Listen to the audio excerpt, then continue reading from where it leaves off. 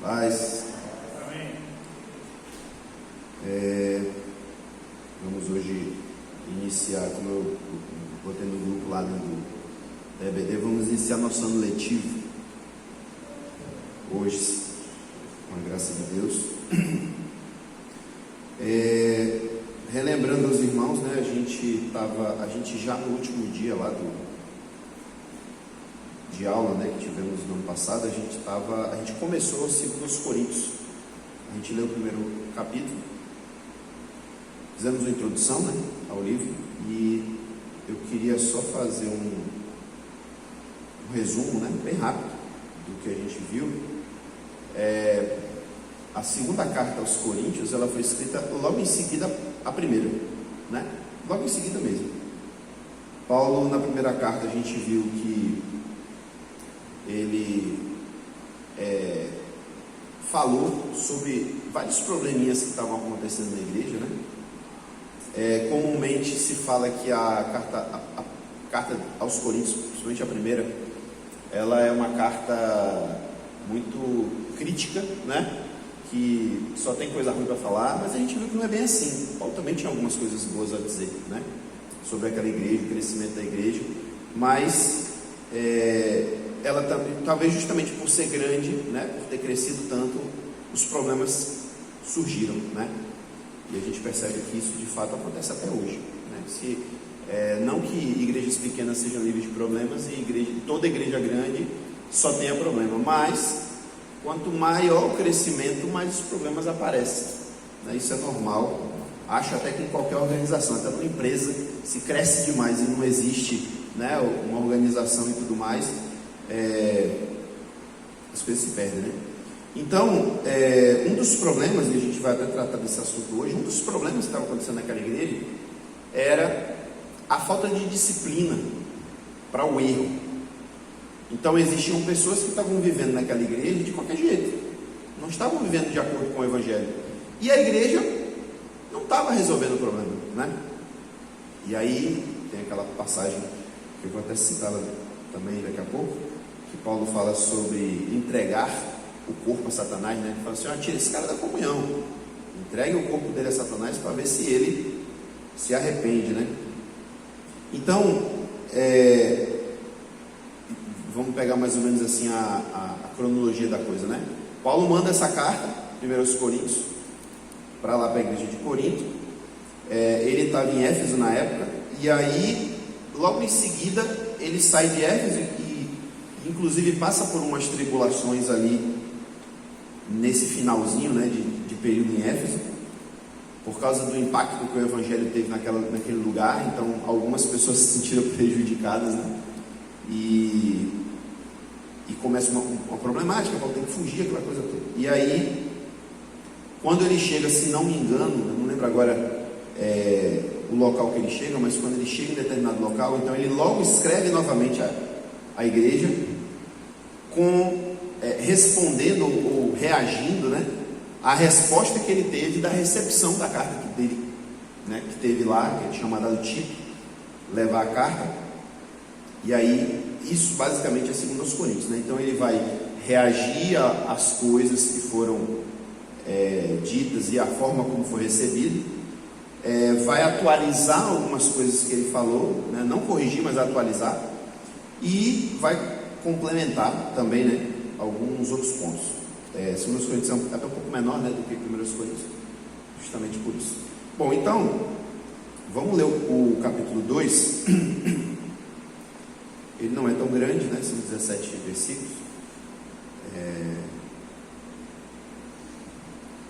E ele complementa aquilo que ele já tinha começado a falar lá no capítulo 1. Então ele diz assim, a partir do versículo 1: porque decidi por mim mesmo o seguinte: não voltar a me encontrar com vocês em tristeza. Porque se eu entristeço vocês, quem me alegrará, senão aquele a quem tem entristecido? Escrevi isso para que, quando eu for, não seja entristecido por aqueles que deveriam me alegrar, confiando em todos vocês de que a minha alegria também é a alegria de vocês. Porque lhes escrevi no meio de muitos sofrimentos e angústias de coração, com muitas lágrimas, não para que vocês ficassem tristes, mas para que soubessem do amor que tenho por vocês.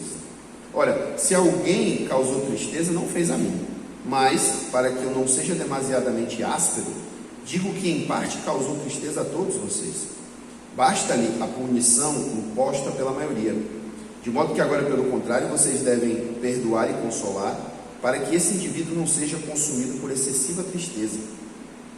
Por isso peço que vocês confirmem o amor que vocês têm por ele, para com ele.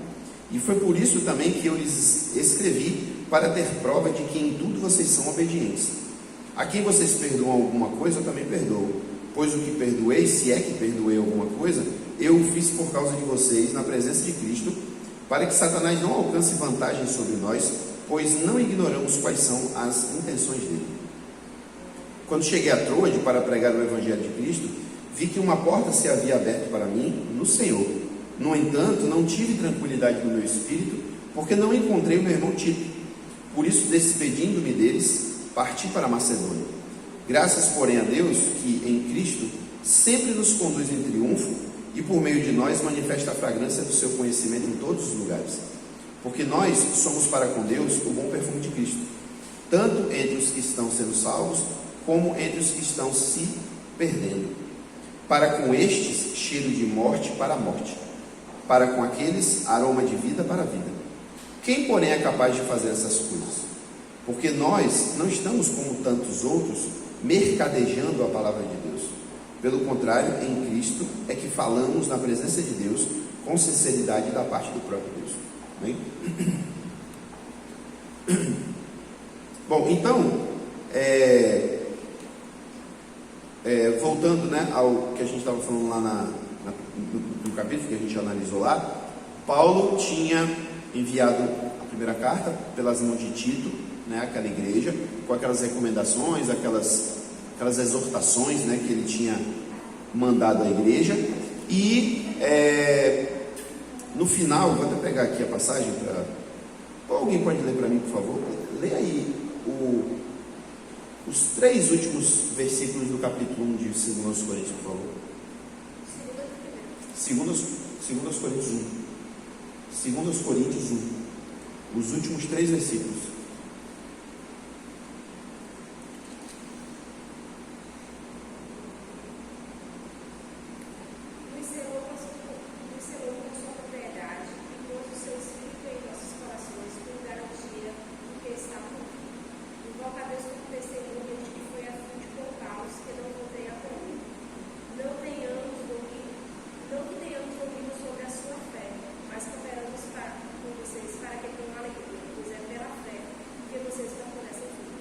Então, perceba que no final do primeiro capítulo, o que ele está falando? Ele está dizendo, olha, eu até queria ir aí, eu gostaria de estar presente com vocês aí, mas eu preferi não ir, porque se eu fosse a coisa não ia ficar boa.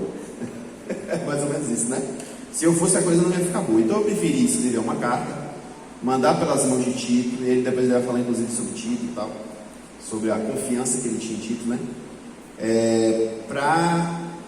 Para poder passar isso para vocês e tal. Ele até faz um adendo interessante no último versículo, que ele fala assim: perceba que não quer dizer que a gente tem domínio sobre a fé de vocês. Vocês fazem o que vocês quiserem. Agora, a obrigação que a gente tem é dizer a vocês a verdade, né?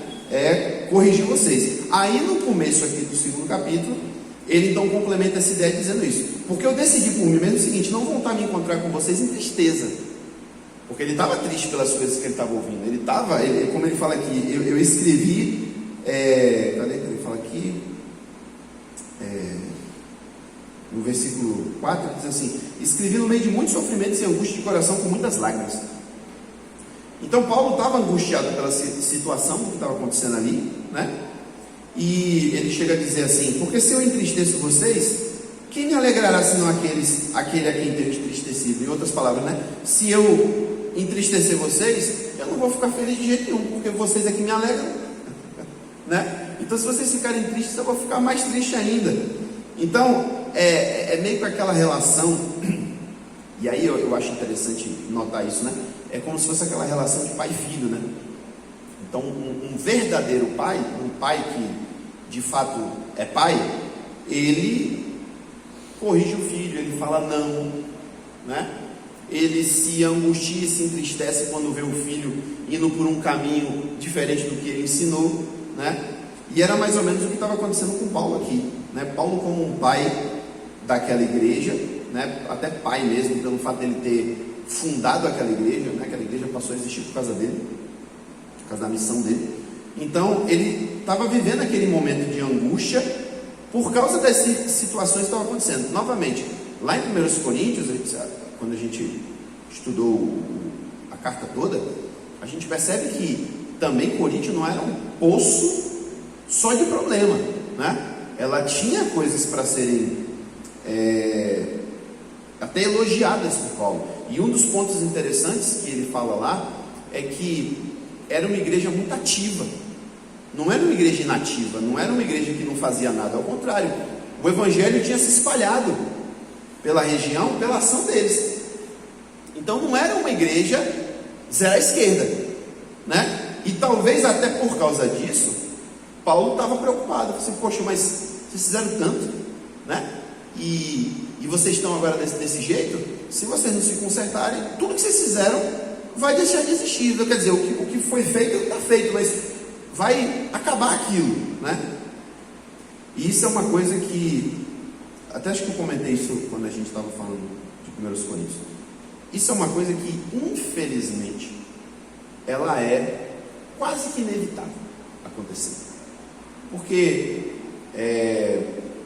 quando a gente pega aí, né, que é inevitável a gente fazer essa comparação, embora seja um pouco desonesto, mas quando a gente pensa nas igrejas que foram plantadas pelos apóstolos, onde é que elas estão hoje? Não existe mais. A igreja de Jerusalém, cadê a igreja de Jerusalém? Existem igrejas em Jerusalém, mas a igreja, aquela igreja, não existe mais, né? Cadê a igreja de Antioquia, que foi a igreja que mandou Paulo para pregar por toda a Europa? Ela não existe mais, né? Até tem um monte de igreja aí lá no Oriente que tem um monte de tradição, né? A gente é herdeiro, mas não é bem assim. Você vai ver a história, você vai ver que em algum momento, né, aquela igreja deixou de existir por algum motivo. Depois de algum momento alguém invocou uma ancestralidade, mas não é a mesma igreja, não teve uma continuidade, né? E por que eu digo que de certo modo isso é inevitável? Porque no período de 2000 anos muita coisa acontece, né? Então aquela região mesmo ali de Israel, o exemplo de Jerusalém talvez seja o mais óbvio, né? Mais ou menos no ano 140 depois de Cristo, houve uma segunda revolta dos judeus contra os romanos, a ponto de que se levantou um líder que alguns rabinos começaram a dizer que ele era o Messias, porque ele ia derrotar os romanos. Aí os romanos não querem saber, não tem mais paciência com esses judeus não. A gente já destruiu o templo, a gente já destruiu Jerusalém, a gente já matou meio monte de gente, e o povo ainda fica assim, levantando contra a gente. Aí Roma fez igual quando a gente pisa numa barata, pisou com força. E aí o que eles fizeram com Jerusalém?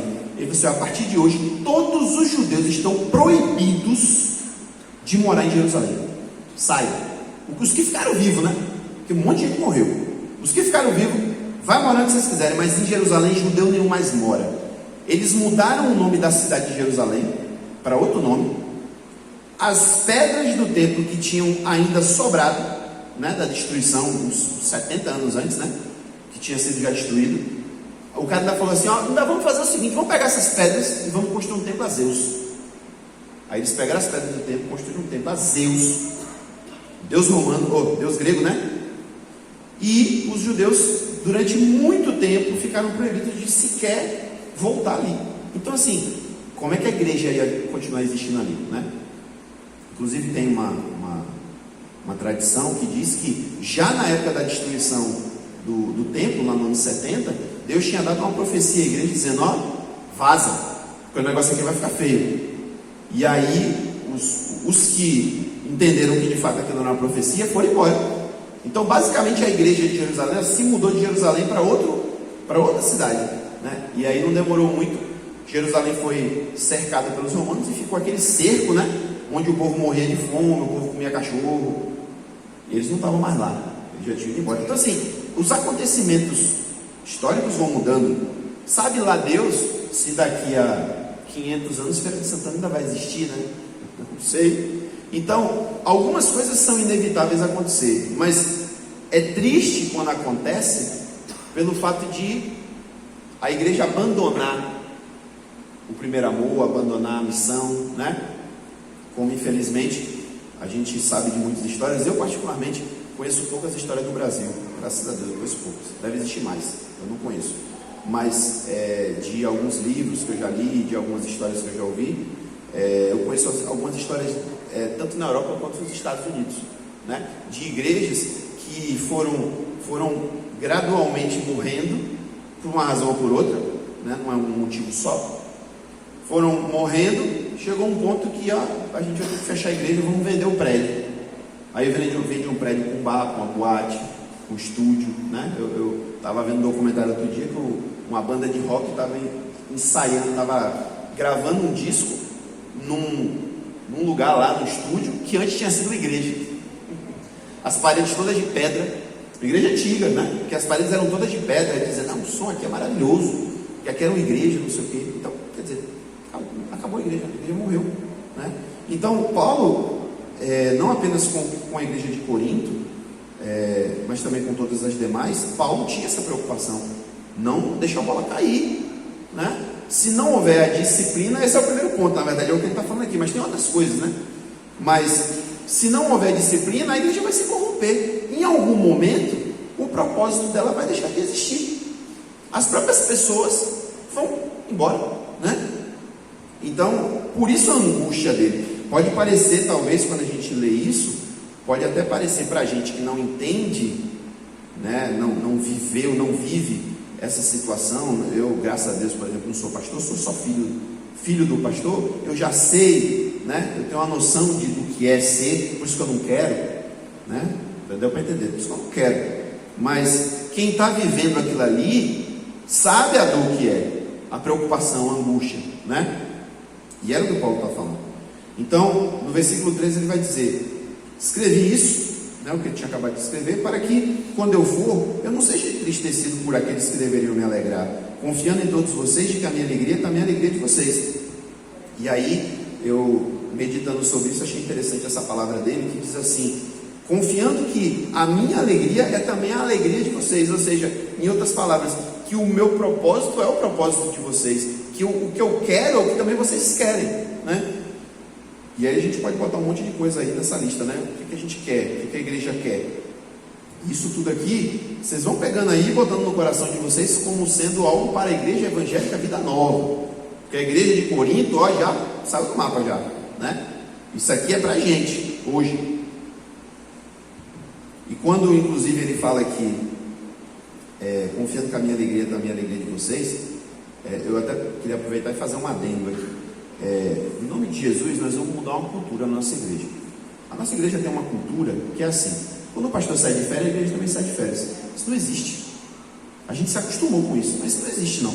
Tudo bem que no período de janeiro, né, principalmente dezembro, janeiro, é o período das férias de trabalho. Quem pode viaja, quem tem uma casa de praia vai para casa de praia, né? Quem tem filho como a gente lá, não tem dinheiro, não tem nada, mas a gente tenta se virar para poder botar os meninos para fazer alguma coisa interessante, pelo menos para sair de casa, né?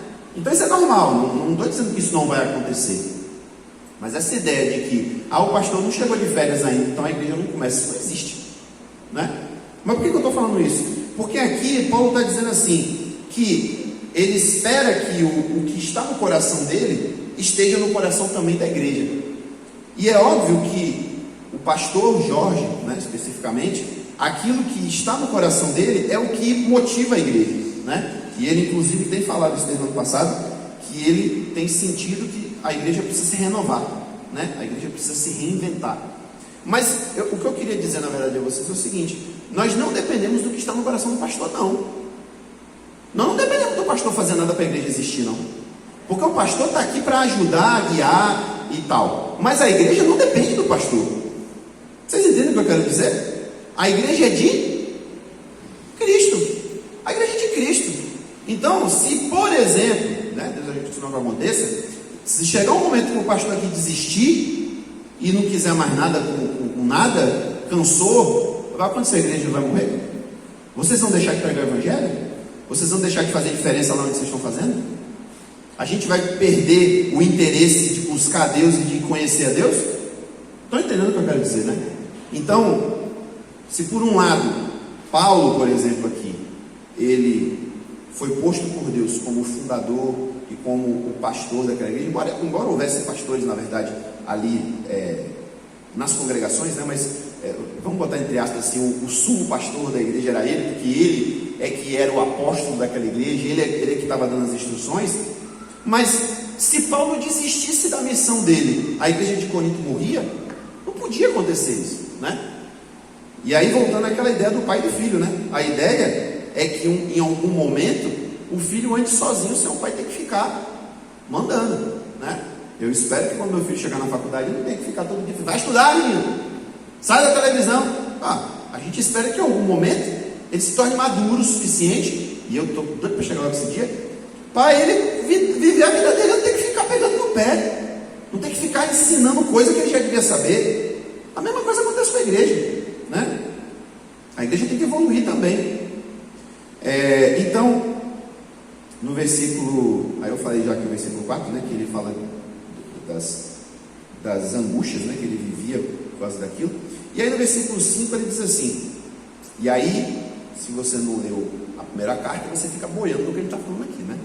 Ele vai dizer, olha, se alguém causou tristeza, não fez a mim, mas para que eu não seja demasiadamente áspero, digo que em parte causou tristeza a todos vocês. O que ele está falando? Ele está falando lá do cidadão, né? Até peguei aqui a passagem de novo, versículo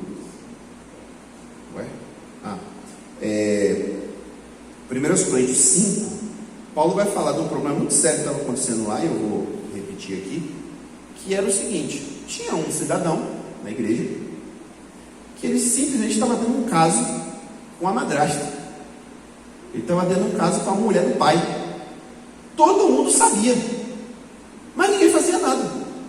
E aí no capítulo 5 de 1 Coríntios ele fala, irmãos, como é que pode está acontecendo no meio de vocês uma coisa que até entre os pagãos é algo reprovável, até no meio dos descrentes, isso que está acontecendo aí é altamente reprovável, e vocês estão fazendo vista grossa, não estão resolvendo isso aí, né? E aí, diante da inércia da igreja, ele dá uma ordem, né? Ele diz, olha, em nome de Jesus eu ordeno vocês que vocês tirem esse cara da comunhão. Aí lá, não sei se todos estavam aqui no dia que a gente leu sobre isso, mas a gente comentou que Paulo, apesar de a gente só estar pegando a história no final, né? Tipo assim, a gente não acompanhou desde o começo, né? Não está escrito, a gente só está sabendo o que aconteceu no final, que é o quê? O problema estava acontecendo, ninguém estava dando resolução, Paulo chegou e falou, pois agora quem vai resolver sou eu, né? Mas a gente percebe que o que Paulo está mandando fazer, Jesus já tinha mandado. E aí lá a gente falou, Mateus 18, 17, Jesus disse como é que a gente deve tratar quando a gente descobre que um irmão está vivendo no erro. Então ele inclusive fala, ele sugere, né? Sugere não, Jesus na verdade está dando um modelo, né? De 3 etapas. Pessoal, primeiro, se você descobrir que seu irmão está vivendo errado, ele fala até de um jeito diferente, mas aqui a gente já percebe uma aplicação prática nisso, né? O cara está vivendo errado, o que você deve fazer? Chega para ele e fala, cara, vamos conversar aqui, estou sabendo disso, isso é verdade e tal, não sei o quê. Cara, tem que se corrigir e tal. De repente ele vai fazer como está muito comum. O que você tem com a minha vida? Quem ele falou? Não resolveu. Aí Jesus diz, bom, se você não conseguir resolver sozinho, chama uma pessoa para ir com você, para ser testemunha da situação, né? Aí ele vai, conversa, papá. Se ele não der ouvidos a vocês e não se corrigir, aí vocês vão ter que levar para a igreja. Vocês vão ter que levar para toda a congregação e dizer, olha, irmãos, está acontecendo isso e tal. É interessante que o modo como Jesus fala ali, ele não dá, é bem complicado de fazer hoje, né? Jesus bota como se realmente o problema da pessoa fosse exposto e a pessoa estivesse presente, para que ela se arrependesse naquele constrangimento de todo mundo, né? Tá sabendo da situação. Hoje é um pouquinho complicado a gente fazer isso, porque criou-se leis, né? Que podem complicar. Então, algumas igrejas, e a gente ainda está meio enrolado com isso para saber como lidar. Meu pai até já falou outro dia assim: a gente não pode mais fazer não. Eu disse: não, tem que fazer sim, tem que fazer. Não diz que a gente tem que obedecer antes a Deus do que aos homens? Agora a gente tem que saber como fazer. A gente talvez tenha que se adaptar à nova realidade e descobrir a forma, uma forma diferente de fazer, mas que tem que fazer, tem.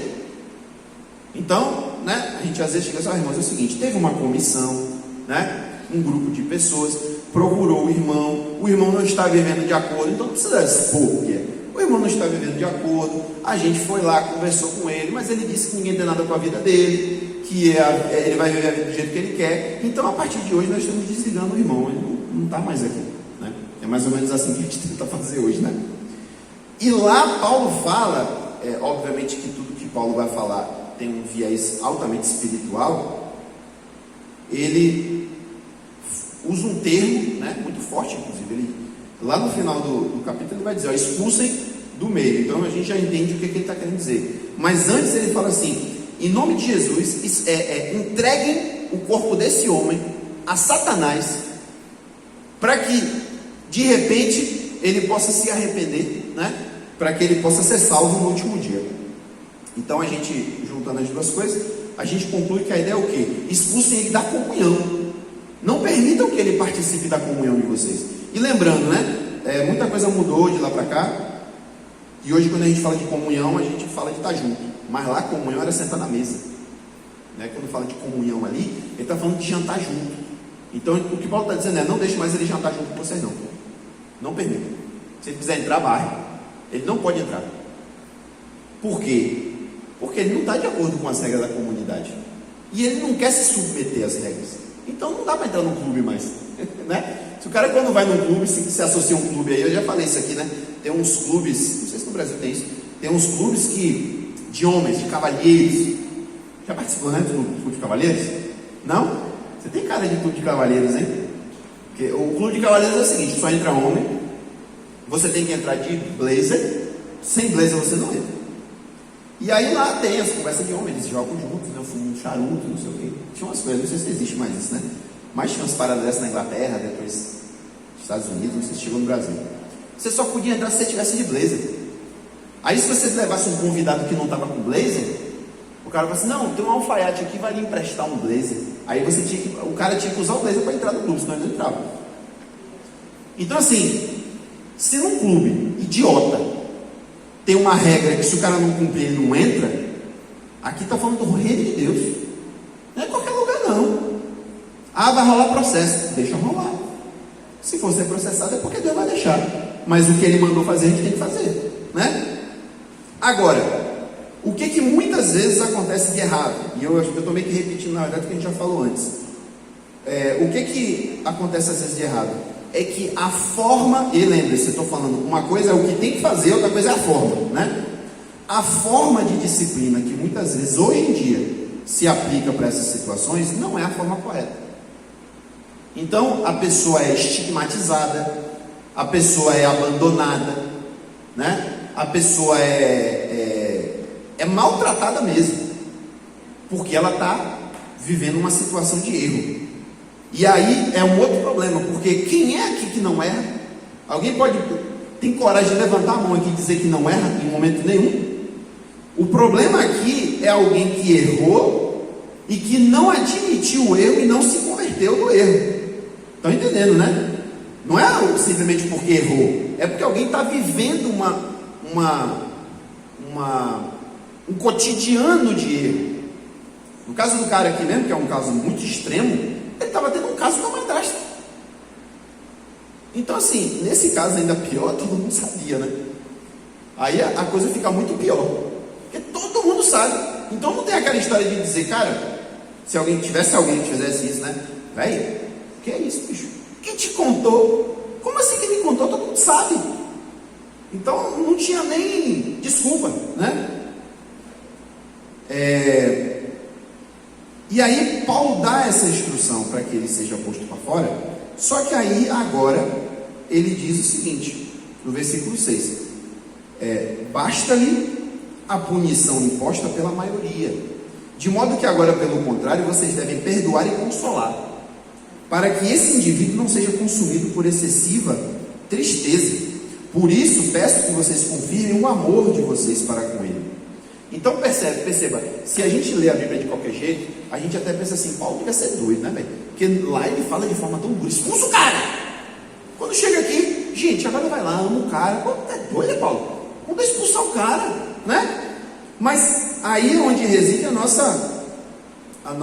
nosso conhecimento de Deus e da palavra, porque a Bíblia não é uma coisa só, né? A Bíblia não é só essa passagem, é essa com a outra, com a outra, com a outra, com a outra. E tem uma coisa que é muito dita e ao mesmo tempo muito banalizada, que é o quê? Temos que fazer tudo com amor. Por que é banalizado? Porque é muito bonito estar na boca, mas na prática a gente não faz. Na prática a gente não faz. Então, vou dar o meu exemplo, que eu já dei aqui, inclusive, para minha vergonha. Muitas vezes eu repreendi e castiguei meu filho, não com amor, mas com raiva. Porque ele fez uma coisa que me desafiou, e eu não fiz com a intenção de educar ele, eu fiz com a intenção de castigar ele. É uma atitude totalmente diferente de quando você faz com aquela, e quem é pai sabe disso, com aquele sentimento de eu tenho que fazer isso, porque se eu não fizer, vai dar ruim lá na frente, né? E no caso do meu filho, que já tem 10 anos, eu já tenho uma possibilidade de até explicar a ele isso. Às vezes, meu filho, se eu não te corrigir hoje, até eu falo assim, né? Que se eu não te corrigir hoje, quem vai te corrigir amanhã é a polícia. E a polícia não te ama, não. A polícia vai chegar com um cacetete nas tuas costas, com um negócio de choque. Então assim, ou é eu ou é a polícia. É por isso que eu estou fazendo isso, né? Eu faço isso porque eu amo ele. Porque se eu não amasse, deixava lá, como muitos pais deixam, né? Vai, toma o celular, desgrama, vai, sai daqui. Ah, o menino fez aqui, nada. Se eu não amasse, eu faria isso, né? Mas eu amo. Então, a mesma coisa é quando acontece esse tipo de situação na igreja. Quando alguém vive num processo como eu estou falando aqui, né, de um cotidiano pecaminoso, a pessoa se adaptou a um estilo de vida que não é o estilo de vida que Jesus pede de nós, e se ele não dá ouvidos à correção, não dá ouvidos à exortação, né, para que ele mude, então ele tem que ser disciplinado. E no caso, né, daqui e do que Jesus falou, a disciplina é o quê?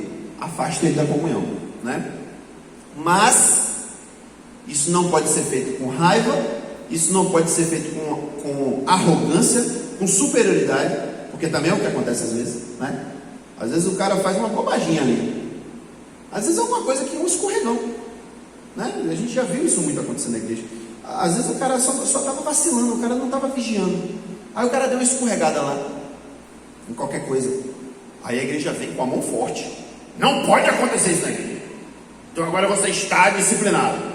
Aí tem umas igrejas que botam o cara lá, tipo sabe aquelas coisas antigas de botar o chapéu de burro e o cara ficar virado para a parede? É quase isso.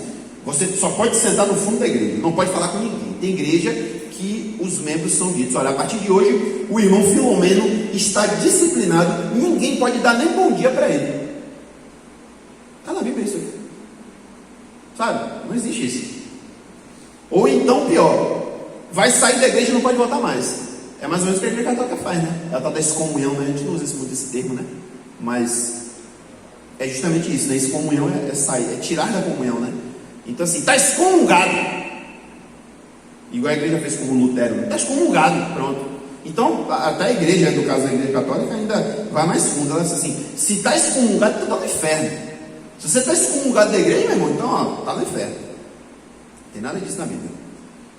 Então, o que a Bíblia diz, o que Paulo ensina é, fizemos aquilo porque precisava ser feito, porque, e aí, entre aspas, vou colocar aqui minhas próprias palavras, o bem da comunidade vem antes do que a gente ser conivente com a situação dele. Aquela história da maçã podre, né?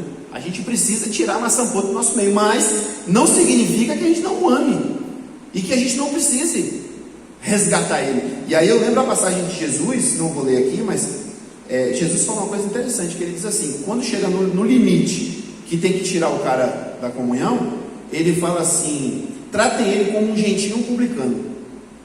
Aí se você lê isso superficialmente, você pensa, é isso mesmo, tratar como um pagão, né? Mas vem cá, o objetivo da igreja não é justamente alcançar os pagãos? O objetivo principal da igreja não é justamente evangelizar os perdidos? Então o que Jesus, em outras palavras, está dizendo é, a partir de hoje, o status dele muda de pertencente do reino de Deus para pertencente do reino das trevas. Então vocês têm que ir lá de novo e trazer esse cara de volta, né? Se ele é um gentio, um publicano, então eu tenho que evangelizar ele de novo para trazer ele de volta. Exato.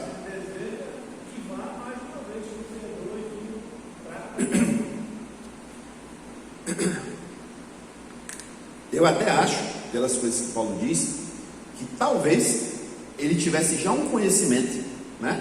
Já tivesse ouvido falar que a ação deu resultado e que o cara estava arrependido, né? Porque ele diz assim, porque assim, é claro que isso é especulação, mas se de repente, né, ele tivesse sabido que o cara na verdade está vivendo uma vida lá incrédula, talvez ele tivesse dito uma coisa que ele já disse em outro lugar e Jesus também disse, né? Se saiu do nosso meio é porque não pertencia a nós, né? Jesus, é Paulo que fala isso, não lembro agora se é Paulo ou Jesus, que ele fala no sentido dos falsos profetas, né?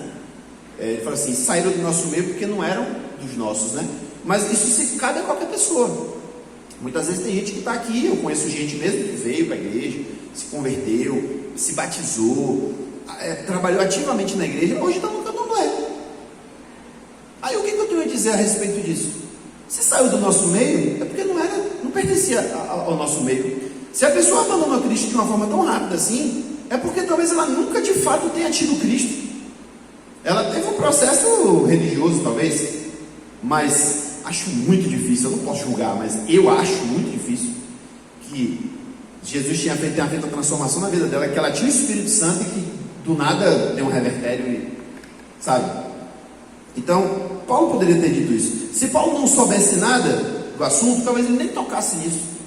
Mas o que ele está dizendo é, irmãos, lembra daquele que causou tristeza e que a gente teve que fazer o que? Teve que impor uma punição, né, pela maioria. Só que agora eu peço que vocês perdoem, que vocês consolem e que vocês vão até ele, para que ele não seja consumido por excessiva tristeza. Ou seja, ele tinha que estar triste mesmo, né? Eu agora lembrei aqui, podia ter lembrado antes, tem uma passagem que diz, eu acho que é Pedro que diz, ele diz assim, toda repreensão no momento que ela é recebida, ela causa tristeza, óbvio. Então uma pessoa que, vou pegar meu exemplo para não pegar exemplo de ninguém, né? Eu estou aqui ensinando vocês e tal, não sei o que lá, daqui a pouco o Jair amanhã descobre que eu estou com as 5 mulheres na rua, traindo minha mulher, não sei o que, não sei o que. Eu quero lá ouvir de ninguém que eu estou errado, embora lá no íntimo talvez eu saiba que eu esteja, né? Mas eu não quero ouvir. Então, quando o Jair vier para mim me falar, das duas uma, ou eu vou me encher de orgulho e de soberba e vou dizer, você não tem nada a ver comigo, com minha vida, deixa que eu me viro com Deus. É o que muita gente fala hoje em dia, né? Deixa que eu me viro com Deus. Ou então vai acontecer igual aconteceu com Davi, né? Que o cara estava agindo errado, mas estava cego. O profeta foi lá, contou a história todinha para ele, e ele indignado, isso é um absurdo. Assim, é um absurdo, mas um safado aqui da história é você. Você que é um descarado. E aí, na mesma hora, é como se a ficha de Davi caísse, né? A venda dos olhos caiu, e ele, ao invés de agir de forma soberba, ele agiu de forma humilde, foi mesmo. Meu Deus, como é que isso vai acontecer? E ele, inclusive, se entregou à morte, porque pela lei era para ele morrer, mesmo sendo rei, né? Ele se entregou para morrer, para pagar o erro dele, e Deus, na sua graça, perdoou, né? Então, aparentemente, né? Não, e aí eu estava falando da passagem, né, que diz que a repreensão, ela causa tristeza, tem que causar mesmo, porque a tristeza é o que vai fazer com que o arrependimento venha e a pessoa mude de atitude.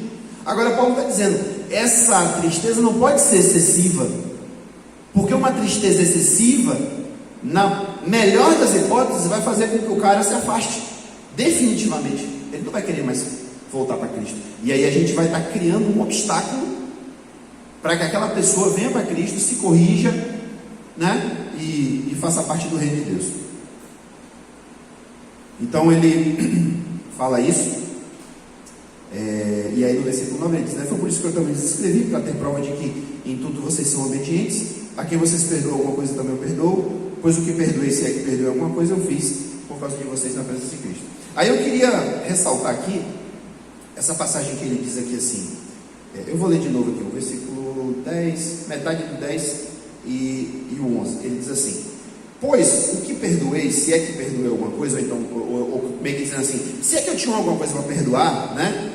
Eu o fiz por causa de vocês na presença de Cristo, para que Satanás não alcance vantagem sobre nós, pois não ignoramos quais são as intenções dele. Irmãos, essa é uma das passagens mais, para mim, é uma das passagens que a gente devia marcar na Bíblia. Devia estar lá marcadinho. Porque, perceba o que Paulo está falando, e eu sempre que eu tento falar sobre isso, do que isso causa em mim, eu não sei se eu consigo passar, eu não sei se eu consigo articular, vou tentar de novo hoje. Perceba que o que estava acontecendo na igreja de Corinto, com esse cara especialmente, era um problema da pessoa, né? Não era da igreja. A priori era da pessoa, depois se tornou da igreja, porque a igreja não estava resolvendo, né? Mas o problema era dele. Então, independente de eu, como um membro da igreja, não ter tido talvez ter seguido ali o conselho de Jesus dentro do cara para poder tentar resolver o problema, mas não afeta diretamente a minha vida espiritual. Ele é que está errado, não sou eu, né? Mas do momento que esse cara estava agindo errado, e pelo que Paulo diz, se não causava, deveria causar tristeza à igreja toda, né? Aquela história de se um membro está doente, o corpo todo sofre, né?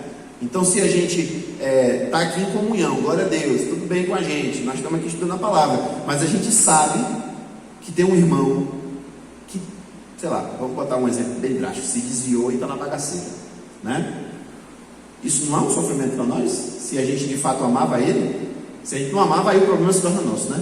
Mas se a gente o ama e já o amava, então a gente fica com aquele sentimento, poxa, aquele irmão estava aqui sempre, né? Sempre participava aqui, e agora o cara está desviadão, está lá vivendo a vida dele totalmente à parte da vontade de Deus.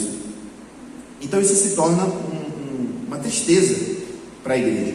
Aí Paulo está dizendo aqui que diante de uma situação dessa é preciso que haja também um perdão.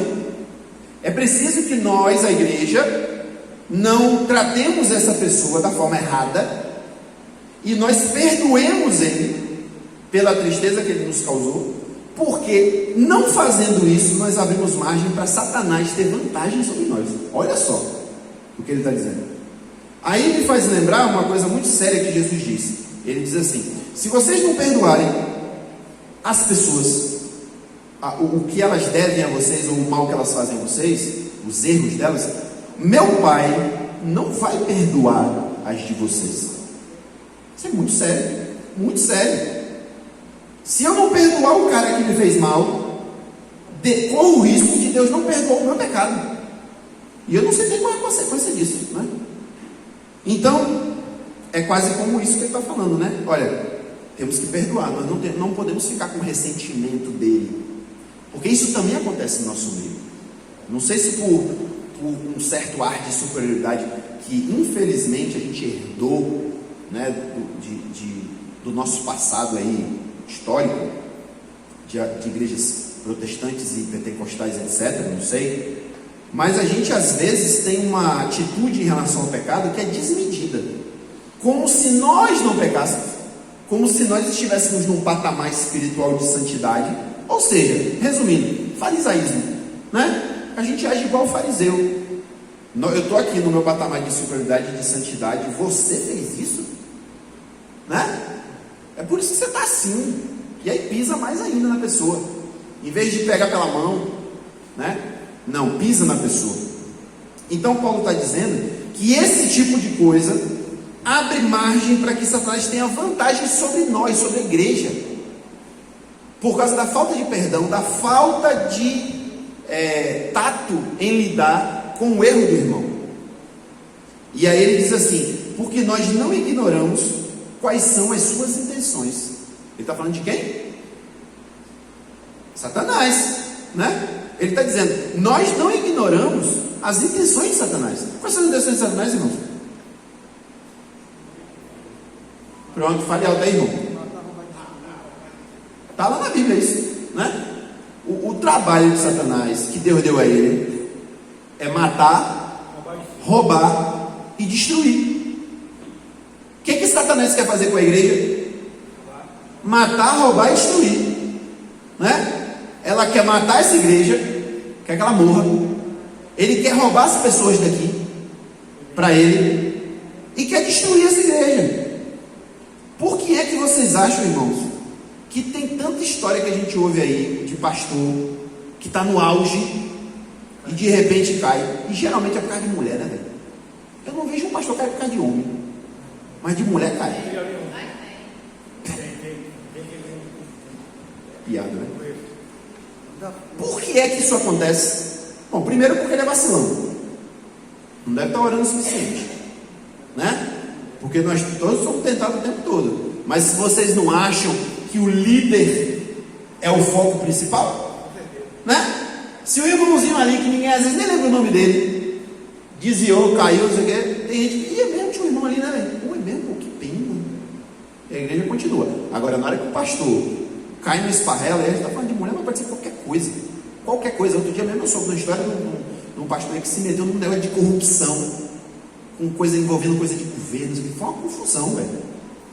Então, assim, Jesus cita o Antigo Testamento, inclusive, isso acho que está lá em Jeremias: fira o pastor e as ovelhas serão dispersas. Então é óbvio que Satanás, não é besta, ele vai querer atacar a cabeça, né? Vai querer atacar a liderança. Então a gente está falando de pastor, mas podia ser qualquer pessoa da liderança. Se qualquer pessoa que faz parte da liderança da igreja cai num erro absurdo, né, numa coisa assim que todo mundo fica sabendo, um escândalo, isso afeta diretamente a igreja. Os mais fracos, o primeiro ponto é que os mais fracos já caem lá por fora, né? Ou se muda de igreja na boa situação, ou então mesmo se desvia e acaba se decepcionando com a igreja e tudo mais. Então, nós temos que ter isso em mente, porque nós vivemos numa constante guerra espiritual, né? Eu particularmente, eu não sou muito afeito a esses pregadores aí, escritores, que falam muito sobre batalha espiritual, e parece que é meio que um terrorismo que o cara bota assim, né? Um terrorismo de que a gente o tempo todo está numa batalha, que os demônios estão aqui tentando derrubar a gente, não sei o que lá. Não que não seja verdade. Eu acho que a forma como é apresentada, às vezes, eu acho que não ajuda. Mas é isso mesmo. A gente está aqui agora, e vocês não acham que tem um bocado de demônio aqui, ó, em cima das nossas cabeças, não? Eu já falei uma coisa que, o povo pensa que eu estou brincando. Não é brincadeira, não. A Bíblia diz que, principalmente as crianças, têm os seus anjos, né? Os anjos que tomam conta, os famosos anjos da guarda, que não tem nada a ver com aquelas imagenzinhas católicas, mas existe. E você acha que você não tem um diabo da guarda também, não? Um demônio da guarda, não? Pois se você não acredita nisso, passe a acreditar. Porque eu vou te dizer uma coisa: Deus é onisciente, mas Satanás não é. E ele, na articulação dele, na estratégia dele para derrubar você, Soninha, que você pode achar que você não é ninguém. Quem sou eu? Ele quer me derrubar também, ele quer me destruir também, ele quer me matar também. Então, já que ele não sabe tudo, ele bota um diabinho para ficar circundando sua vida, para poder saber suas fraquezas, seus defeitos. Você acha que, eu não sei qual é a fraqueza de Soninha, né? Vamos botar assim, vamos dizer que a fraqueza de Soninha é dinheiro, sei lá, não pode ver dinheiro, misericórdia, é torto. Você acha que ele vai ficar botando outras armadilhas na vida dela? Que ela vai simplesmente olhar para o lado? Não, ele vai botar armadilha que ele sabe que ela é propensa a cair. Então como é que ele sabe de ser não onisciente? E nem é onipresente também, porque o Satanás não dá para ficar na vida de todo mundo. O mundo hoje tem 8 bilhões de pessoas. Por mais que ele fosse rápido, que nem um Superman The Flash, não dava para saber da vida de todo mundo. Não, ele tem uma horda, ele tem um exército. E principalmente para nós que somos o corpo de Cristo, né? Nós que somos os santos na terra, nós que somos o sal da terra e a luz do mundo. Você acha que Satanás não bota um encarregado dele para ficar rondando a nossa casa, a nossa vida, para poder saber nossas fraquezas, para poder botar armadilha na nossa frente? Vigie, fique esperto para isso. É o que Paulo está falando. Ele está dizendo: nós não ignoramos os intentos de Satanás. A gente sabe o que Satanás quer. Então, sabendo o que Satanás quer, da próxima vez que dentro da igreja rolar uma maledicência comigo, alguém ouvir dizer que alguém falou mal de mim, em vez de você ficar chateado, sair da igreja e tal, você vai dizer: ó, isso é coisa de Satanás. Satanás está querendo atrapalhar a comunhão. Quem foi que falou isso? Foi fulano. Vai lá com fulano, conversa e resolve. Eu não falei isso não. Então tudo bem entre nós? Tá, ótimo, resolveu. Pronto. Da próxima vez que alguém chegar e for contar um negócio do outro lá, rapaz, ficou sabendo, faça que nem muitos já falaram aqui. É mesmo, irmão, vamos ajoelhar aqui agora e vamos orar por ele, para resolver. Não ignorem os intentos de Satanás. Tudo de errado que acontece aqui dentro é semente de Satanás. É semente. É o joio que Satanás está plantando o tempo todo. O tempo todo. E a gente não pode ser ignorante em relação a isso, né? Nós temos que ter essa consciência. Quando a gente tem essa consciência, irmãos, a gente sobe de nível, sabia? No joguinho. A gente ganha uma conquista no joguinho. Por quê? Porque se você sabe que potencialmente, não quer dizer também que sempre, mas que potencialmente aquelas coisas estranhas que estão acontecendo não são coisas do homem, mas são coisas de Satanás, você já lida com a coisa de uma forma diferente. Porque quando, por exemplo, pegar um exemplo bobo desse, mas muito acontece, de repente a irmã olhou torta para mim ali, ou eu sem querer olhei torto para ela, e aí cria uma dissensão, uma raiva, uma briga, não sei o quê. Se você botar a culpa na pessoa, né, se você acha que isso aí é só porque a pessoa, você começa a dizer: é problemático, uma bestalhada, idiota, eu vou lá, eu não quero nem saber mais dessa pessoa, não vou nem falar. Agora, se você fala assim: isso aí é Satanás que está criando esse negócio aí, eu vou lá, essa pessoa vai resolver isso. É totalmente diferente. Pode ser que não resolva, porque a pessoa pode ser cabeça dura, mas você fez sua parte. Satanás já perdeu a vantagem aí, porque ele já viu que com você esse negócio não vai funcionar, né? E de repente, se você der sorte, na hora que você for a pessoa e fala assim: irmão, o que aconteceu e tal. Quer ver? Eu vou contar um caso real que aconteceu. Eu não lembro quem foi que me contou isso, mas disse que uma pessoa passou pela outra, mesmo da igreja, passou pela outra na rua, ou no shopping, sei lá onde, e uma pessoa não cumprimentou a outra. A pessoa passou e não cumprimentou. Aí aquela que não foi cumprimentada, que devia ser uma pessoa mal amada, problemática, né? Enfim, você sabe, né? Aí a pessoa começou a dizer assim: como é que pode aquela pessoa ser assim, arrogante? Na igreja fala comigo, mas aqui no shopping nem olhou para minha cara. Aí começou a criar um negócio na cabeça dela, de que a pessoa era uma pessoa ruim, que era uma pessoa egoísta, e não sei o que, não sei o que, e começou a falar mal da pessoa na igreja, dizendo isso. Rapaz, ó, tá vendo ali, ó, tá ali liderando não sei o que, mas isso aí é um falso. Passei na rua, não sei o que, não tem nada. Aí, quando a pessoa, o culpado, ficou sabendo disso, graças a Deus o culpado era uma pessoa espiritual, e não era nada daquilo que eu tinha falado.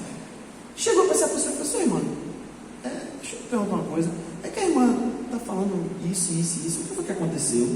Aí a pessoa, né, que acusou, pelo menos ainda bem que falou o que foi que aconteceu. Porque a senhora é falsa, aconteceu isso.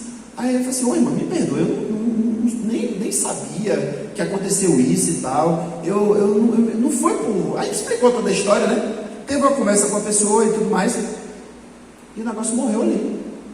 Morreu, porque ele não sei se a pessoa 100% aceitou, mas tentou explicar para o seu irmão.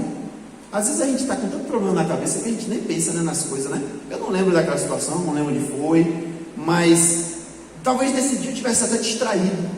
Com certeza, se eu visse seu irmão na rua, eu ia cumprimentar, né? Mas me perdoe, não tem nada a ver não, eu te amo, não sei o que, pronto, acabou. Agora, se a outra pessoa também fosse uma pessoa imatura, ia acontecer o quê? Ia criar uma guerra na igreja. né? Então nós temos que ser mais esperto que o diabo, irmão. Tem um filme que é assim, né? Mais esperto que o diabo. Não sei do que se trata, mas tem um filme que chama, acho que é um livro, Mais Esperto que o Diabo. A gente tem que ser mais esperto que o diabo, porque senão a gente cai nas armadilhas dele.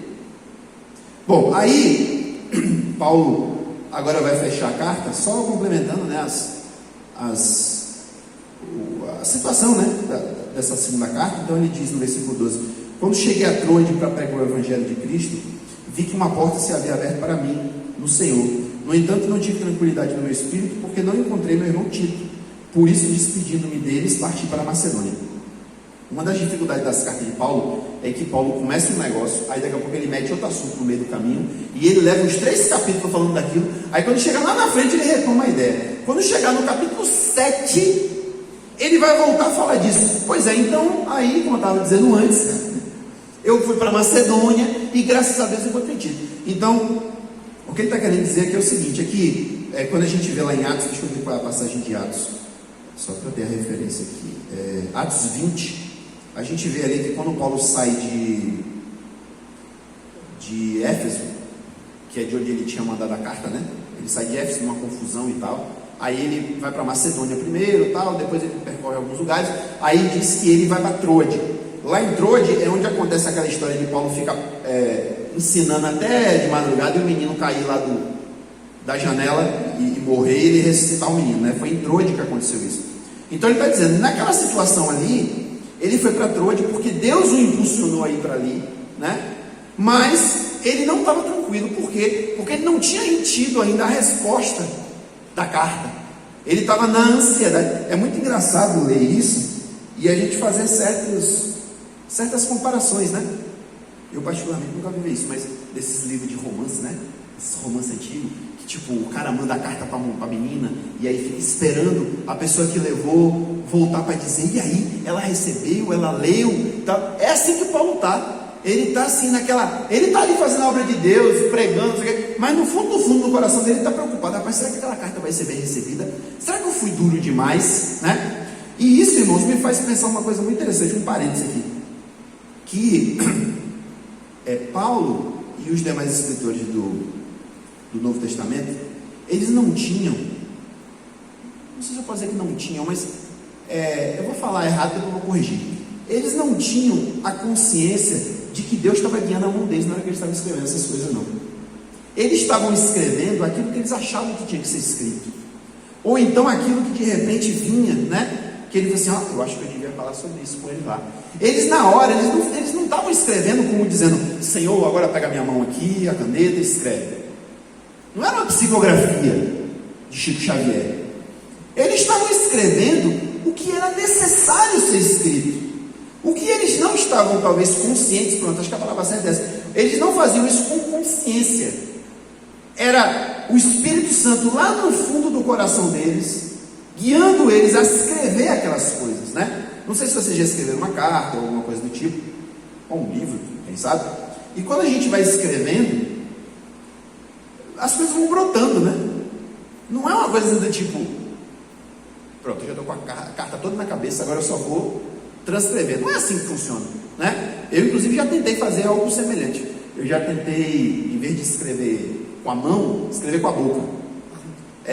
Tipo assim, porque agora o celular dá para você falar e ele escreve, né? Aí eu falei assim, ao invés de ficar escrevendo, eu vou pegar e vou, em vez de gravar também a voz, eu vou começar a falar e deixar o bicho escrever lá. Não funcionou muito bem não, porque uma coisa é você tá com aquele papel ali na frente, a caneta, e você tá quieto, e a sua mente está ali, né? Te trazendo as coisas. Quando você fala, é um processo diferente, porque você ouve a sua própria voz. Eu acho que é isso que acontece até com muita gente, que a boca fala mais rápido que a mente, né? Tem gente que é assim, né? Fala um negócio, mas parece que o pensamento nem processou direito. O que eu quero dizer é, Paulo estava ali escrevendo aquela carta, e o Espírito Santo estava trazendo a ele. Fala sobre isso. Trate a coisa dessa forma. De repente ele até parou e pensou, poxa Senhor, e como é que eu resolvo esse problema aqui agora? Que orientação eu dou? Não sei o que dizer. E aí Deus vai, botou na cabeça dele. Lembra lá o que Jesus falou? Não é mesmo. E Jesus falou aquilo, né? Então, beleza, vamos lá. Então, o que eu quero dizer é isso, porque ele diz assim, quando ele fala dessa intranquilidade, se ele tivesse assim aquela plena consciência de que tudo que ele escreveu veio da caneta do Espírito Santo, ele não ia ter por que estar intranquilo. Não, escrevi, mandei o recado, que nem os profetas fazem, né? Ó, falei, não gostou, problema seu, mas eu falei, Deus mandou, eu falei. Mas não era o que estava acontecendo com Paulo. Paulo estava preocupado, será que aquela carta vai dar o resultado? Será que eles vão ser obedientes? Será que a situação vai mudar? Né? E quem ia trazer esse retorno era Tito. E aí depois ele disse, inclusive, partiu, ele fala aqui, pelo fato de eu não ter encontrado meu irmão Tito, ele não foi até mim, eu me despedi dos irmãos em Troade e fui para Macedônia, para encontrar ele lá, porque eu estava angustiado, né?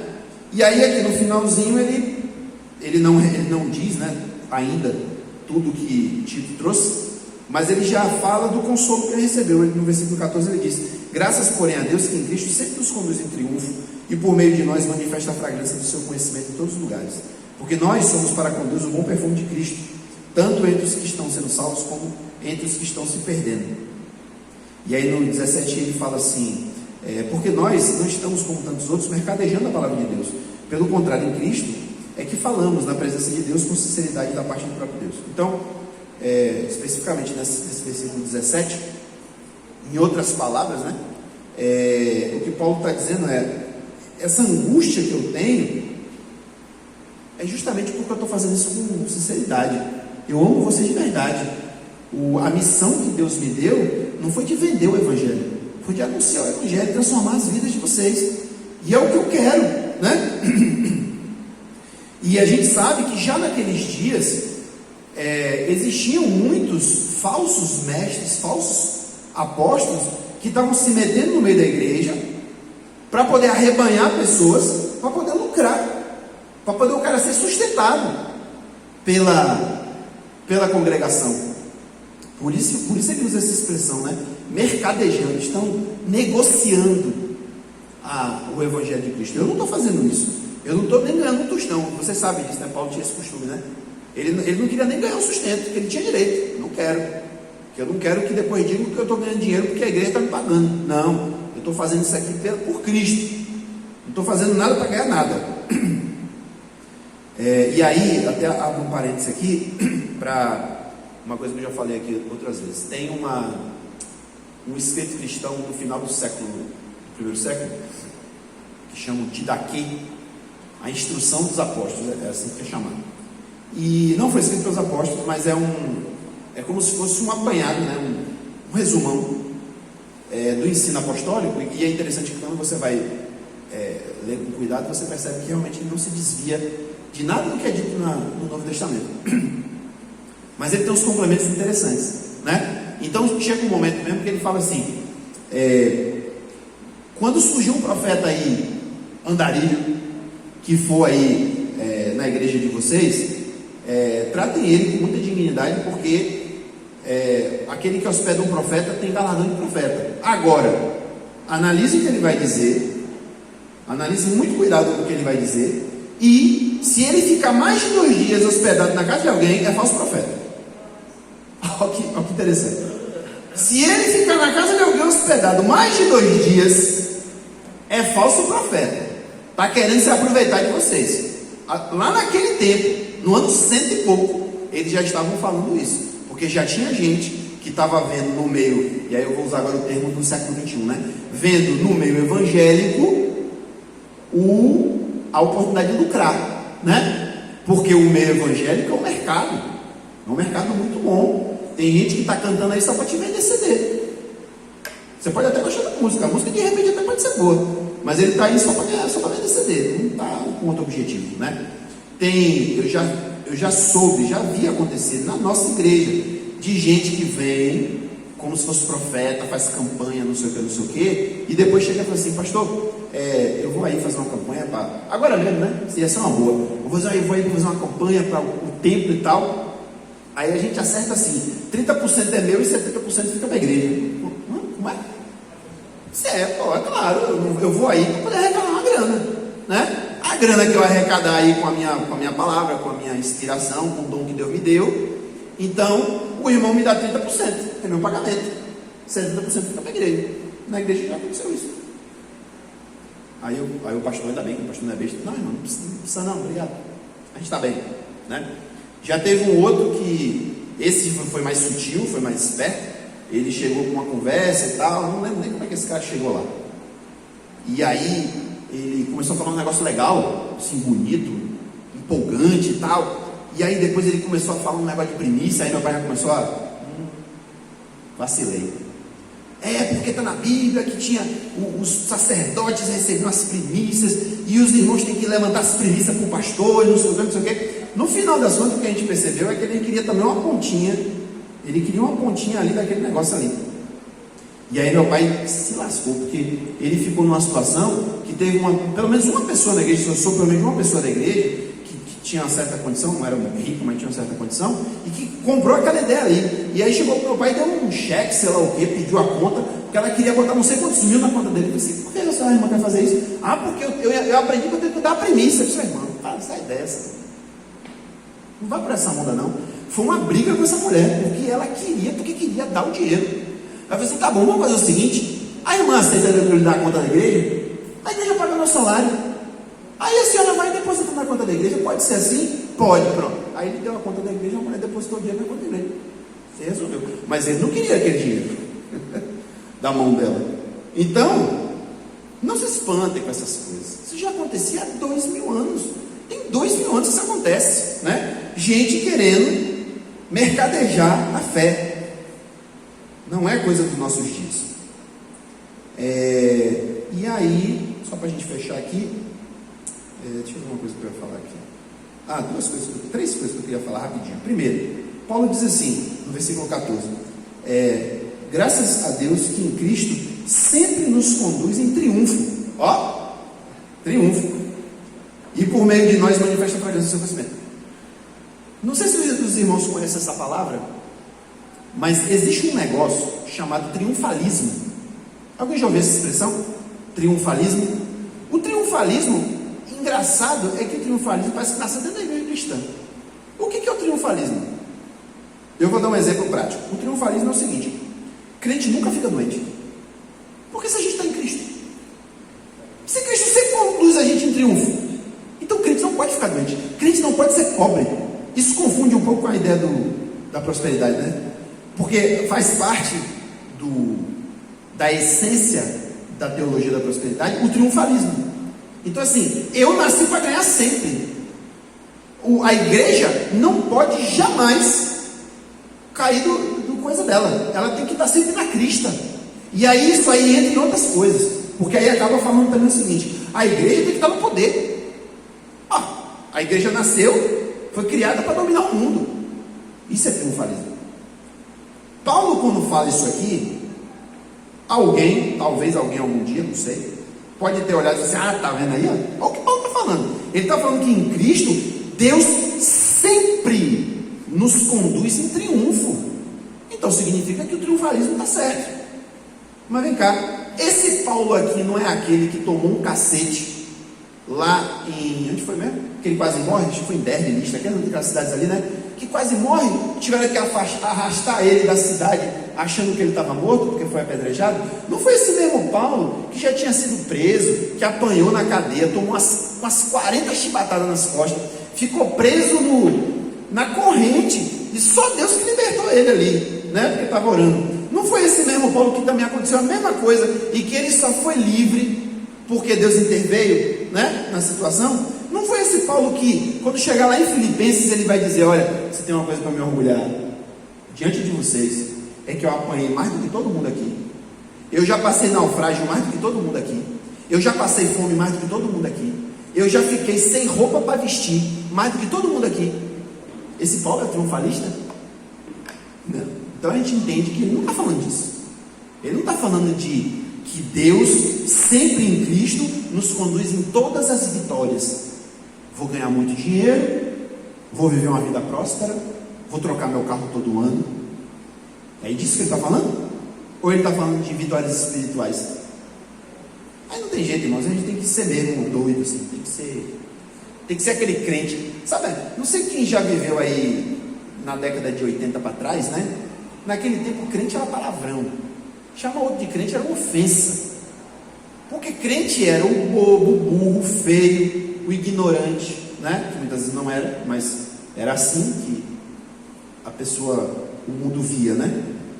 A gente tem que ser aquele crente lá mesmo, radical, que se afasta mesmo das coisas do mundo, sabe? Tem que ser, porque como é que você vai então entender que o que Paulo está falando não é material?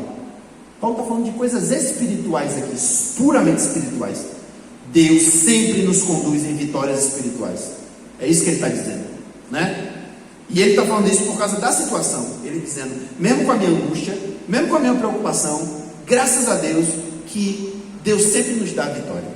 E ele deu, porque depois ele vai dizer o resultado, né, do que aconteceu. O segundo ponto que eu queria dizer, ele diz aqui: por meio de nós, Deus manifesta a fragrância do seu conhecimento em todos os lugares, porque nós somos para com Deus o bom perfume de Cristo, tanto entre os que estão sendo salvos, como entre os que estão se perdendo. Olha o que ele está dizendo aqui. Ele está usando uma metáfora, né, do perfume, e dizendo, onde quer que nós formos, nós devemos, nem sempre fazemos, devemos exalar o perfume de Cristo. Nós devemos ser, no mundo, a fragrância. E aí acho interessante ele falar do conhecimento, porque ele fala a fragrância do conhecimento de Deus em todos os lugares. E é aquilo que a gente tem falado muito aqui, e eu vou continuar batendo nessa tecla aqui o ano todo, até porque, né, 2023 é o ano da mudança, né? Onde você estiver, você tem que fazer Deus conhecido. Estava comentando com Tayara, a gente passa direto por uma igreja ali, a igreja só tem lotada, tudo quanto é dia da semana, tem uns dias da semana assim, nada a ver, que a igreja está lotada. Do dia eu passei, acho que foi uma sexta-feira, um dia assim, um dia morto da semana, a igreja estava lotada. Aí, de primeiro veio a mentalidade humana, eu pensei assim, rapaz, por que a nossa igreja não é assim, né? Por que a nossa igreja não tem vontade de ir na igreja?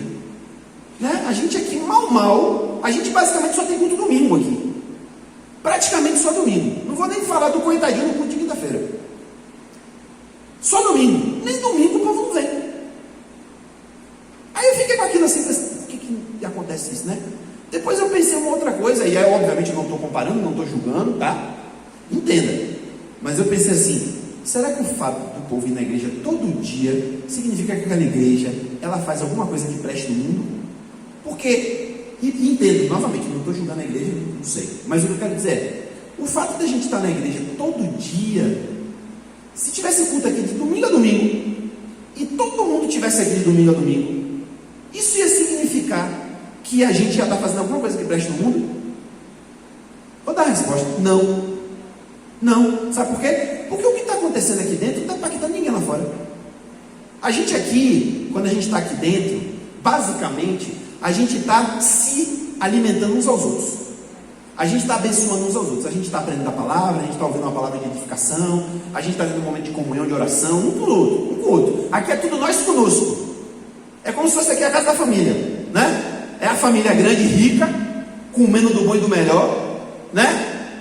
Televisão de 65 polegadas, assistindo Netflix e tudo quanto é streaming, não sei o quê. A gente está vivendo a nossa vida aqui de boa. Lá fora o povo está passando fome, está doente, está morrendo.